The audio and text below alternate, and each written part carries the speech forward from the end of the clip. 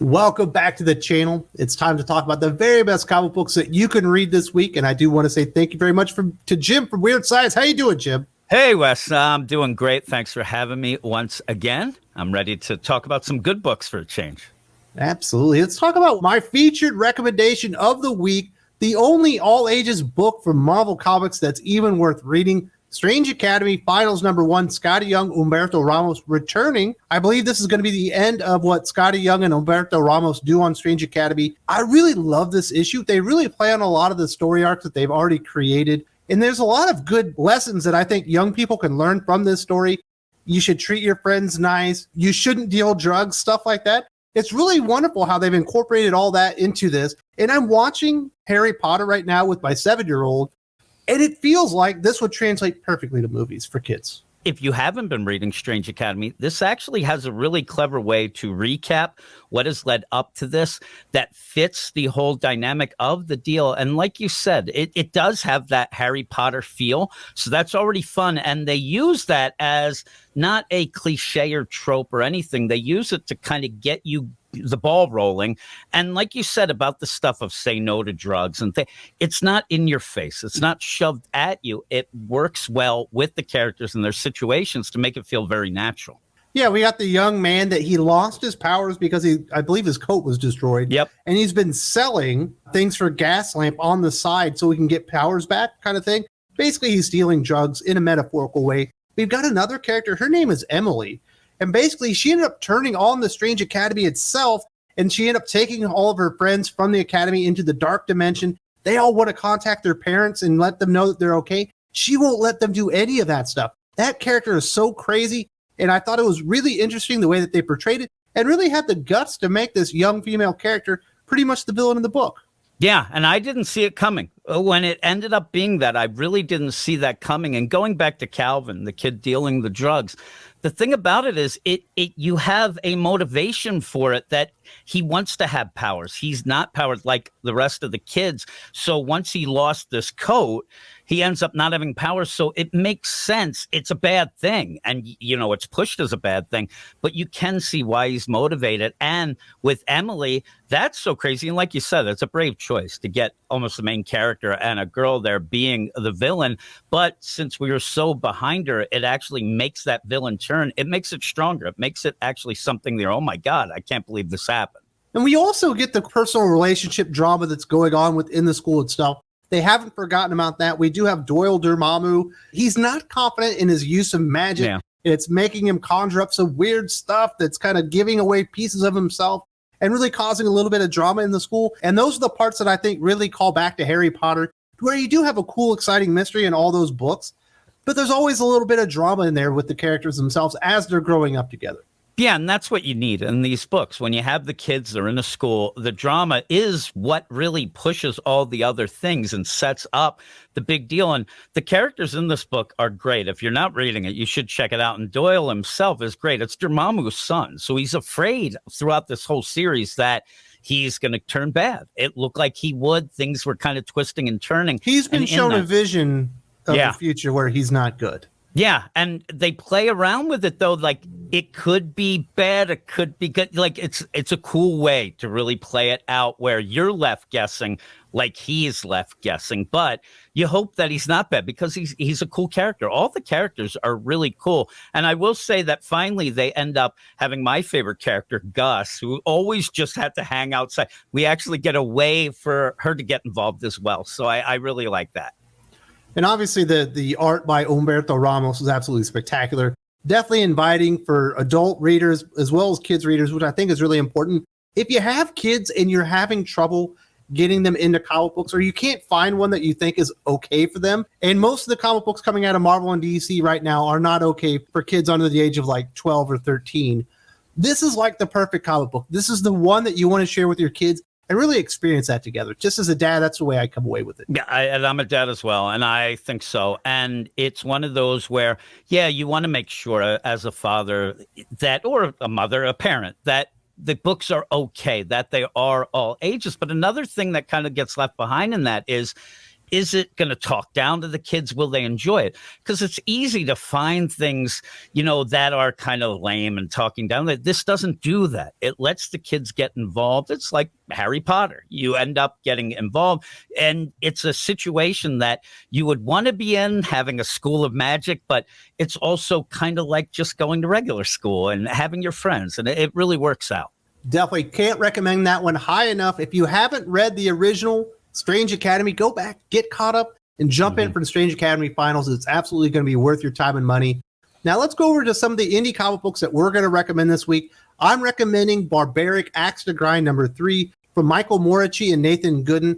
I really enjoy this story. I think it's really funny. In this one, we have a vampire that showed up and is aiding Owen and Axe as they're kind of going through some of these orcs and stuff like this. And Axe is absolutely beside himself because the vampire is absolutely wasting all the blood that he wants to get drunk on. I actually hadn't read the original Barbaric. This is my first step into this. And this is one of the reasons why I like being on the show with you here, because you have recommended a bunch of things and I end up reading them to catch up. And I had a lot of fun with this. I didn't think at first that it was going to have as much humor that it does, but also very mature. If we go against the Strange Academy, it's certainly the opposite end of things, yes. The language, the violence, but it's one of those things that you don't see much, especially from the big two. So it really had that. It had like a old school heavy metal type feel to me, just reading these 3 issues going into this one. I really liked it. I had a lot of fun reading it. Well, I'm glad I could help you discover Barbaric. You definitely got to go back and read the original one, just as funny. Mm-hmm. Although we are kind of starting to learn where Owen came from and the axe and all the things that kind of go into this curse that's happening. Now, I feel like you have cheated this week, Jim. With your indie comic book recommendation, you're going to Kaiju #8, Chapter 73 from Nayu Matsumoto. Yes. This is the comic book recommendation show. You're going to manga? What the hell? If you haven't been reading any manga, if you're like, oh, it's not for me, whatnot, you could get a hold of this and you'll be right in, because it does play, again, with the cliches and tropes of what a lot of people think of when they think of manga, but it's not done in a cliche tropey way. You end up having a story where this guy, he wants to be this big kaiju fighter in the Japanese Defense Force, and he just doesn't have it. It's his lifelong dream. Well, then he kind of gets infected and can become a kaiju himself, and then he ends up being in the Defense Force, and it goes through that. But it's not just that. It's the drama, like you said about Strange Academy, the drama and the, interplay between all of these characters in the Japanese Defense Force. You get a lot of feels, family stuff going on, but overall they're fighting kaijus in Japan and there's a lot of them. And so it's a lot of fun and it looks great, but I threw it in here mainly because I think it's a good jumping on point if people are, listening, watching, and they want to know, hey, what kind of thing? I've heard about this manga thing. I want to get involved. I know that you like it. You've mentioned it before. So I thought I'd get you with that. I thought that was the in. Yeah, you're just a no good, dirty cheater. I am. That's fine. If you're a comic book reader looking for an alternative to superhero comics, and maybe you like the Hulk and some of those tragic characters like that, I think you'll like Kaiju #8. So good call there, Jim. Let's go over to Marvel Comics with our only recommendation coming from you. Well, I guess we already did Strange Academy Finals, but you're recommending Moon Knight Annual, Jed MacKay, Federico Sabatini. Normally, Alessandro Capuccio is the artist that's illustrating Moon Knight with Jed MacKay. Federico Sabatini is like the fill-in artist most of the time. It feels like this is him kind of starting as the mainline Moon Knight artist. I wish they would keep Alessandro Capuccio on. I do think this is a bit of a downgrade, but it's still good stuff. Don't know that we needed an annual, but it's directly tied into the mainline series anyway. Without Capuccio's art, it is a downgrade. It is. So if you end up not, check this out because you haven't been reading Moon Knight, the art is a lot better. Normally, why I put this was because a lot of people do like Moon Knight. I like it. I don't like it as much as other people, but this is kind of the classic kind of annual, but at least it goes in with the regular series. You end up having Jack Russell, Werewolf by Night, all these things kind of tone in. There's some action. There's some personal stuff that they haven't dealt with in the regular run. So if you are reading it, it's pretty good as well to read it. It's not necessary, but that's what annuals are. And I'm not usually a big fan of most annuals, but this was good enough for me to recommend. I was trying to figure out something from the big two that you hadn't already, picked. So I ended up picking this. It's not the greatest, but it's good enough. I think that it's something that people would enjoy. Yeah, definitely check that one out. Let's go over to DC Comics to get our final 2 recommendations in there. I'm recommending Detective Comics 1065, Ram V. Alberto Albuquerque. I know you are not the biggest Ram V fan in the world, and you're probably going to fight me on this one, but I kind of like what he's doing with Detective Comics here. He's kind of introducing some things. I think he's done it very well. Is it paced like a Ram V book? Yeah, for the most part it is, but there is more action in this particular issue itself, and we are getting a lot of things kind of fleshed out here and there. Not as much Batman as I particularly would like in a Detective Comics comic book, but I think on the whole, this one was actually really good. It's me. Ram V's writing just doesn't hit with me. I realize he's a great writer. I'll admit that. It's just not for me, the pacing, things like that. But to surprise the heck out of you, I like this issue. You get some action, and I know that it's one of those where we've had enough issues. This is kind of me with Ram V.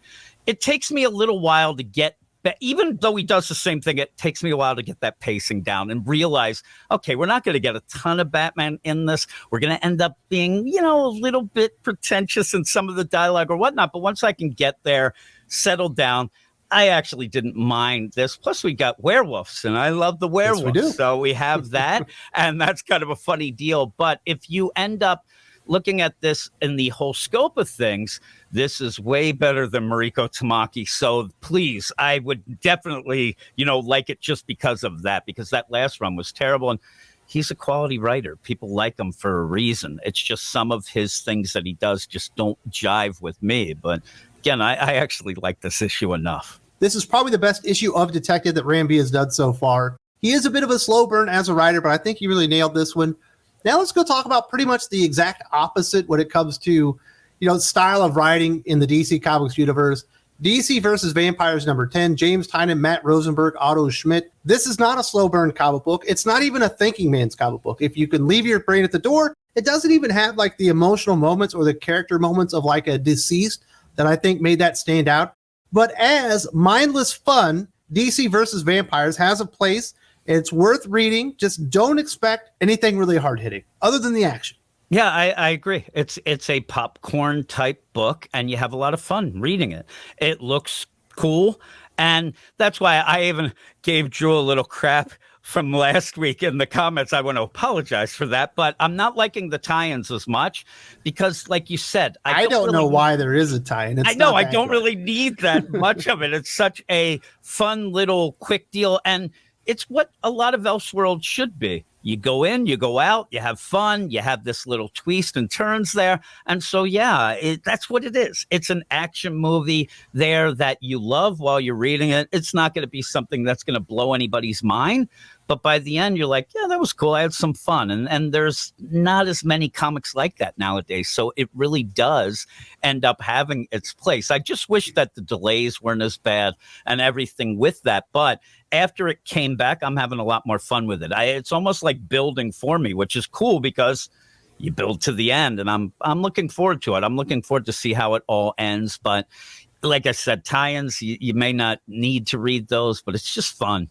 Definitely want to say thank you to Jim and Weird Science DC for joining me and talking about the very best comic books of the week, including our featured comic book, Strange Academy Finals #1. Definitely get on that if you haven't started reading that yet. If you're a fan of the channel, or maybe this is your first time and you want some more Thinking Critical based on what you've watched, what I've created, this is the video that YouTube has decided is the perfect video for you. I hope you check it out and enjoy some more Thinking Critical.